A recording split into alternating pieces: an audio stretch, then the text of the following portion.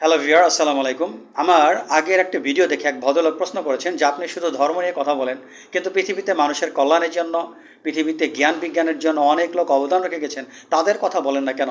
যারা সভ্যতার জন্য অবদান রেখেছেন, বিজ্ঞানের জন্য অবদান রেখেছেন, আপনি শুধু ধর্ম নিয়ে কথা বলেন। আপনার কথাকে আমি স্বাগত জানাচ্ছি। হ্যাঁ, যারা জ্ঞানের জন্য অবদান রেখেছে, যারা সভ্যতার জন্য অবদান রেখেছে, যারা বিজ্ঞানের জন্য অবদান রেখেছে, তাদেরকে আমি শ্রদ্ধা জানাই।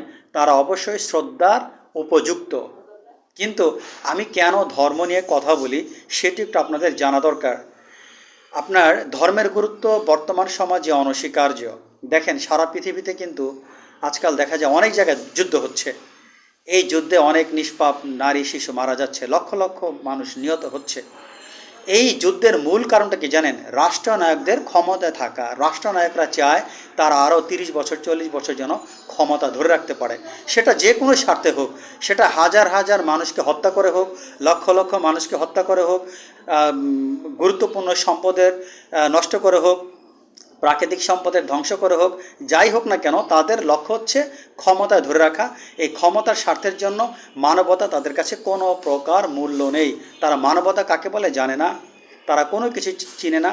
তাদের মূল লক্ষ্য হচ্ছে ক্ষমতা ধরে রাখা, সেটা যে কোনোই মূল্যই হোক, অ্যাট এনি কস্ট।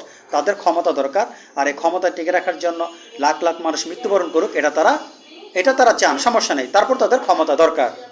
এখন এই জিনিসের সমাধান কিন্তু বিজ্ঞান দিতে পারে না। বিজ্ঞান কিন্তু মানুষের নৈতিক পরিবর্তন করতে পারে না। বিজ্ঞান কিন্তু মানুষের আত্মাকে শুদ্ধ করতে পারে না। এই নৈতিক পরিবর্তন, এই আত্মাকে শুদ্ধ করার দায়িত্ব ধর্মের। ধর্মের ছায়াতলে সে মানুষ তার আত্মাকে শুদ্ধ করতে পারে, নৈতিক পরিবর্তন ঘটাতে পারে। পৃথিবীর প্রতিটি ধর্মই কিন্তু মানুষকে বলে এই দুনিয়া সীমিত, আখেরাত অনন্ত। মানুষকে মানব প্রেমিক হতে হবে। মানুষের উচিত মানুষকে ভালোবাসা। মানুষের উচিত মানুষকে ভালোবাসার মধ্যে দিয়ে জীবন ত্যাগ করা। মানুষের উচিত এই ক্ষমতার লোভ না করা। মানুষের উচিত এই ক্ষমতার লোভ থেকে সরে আসা।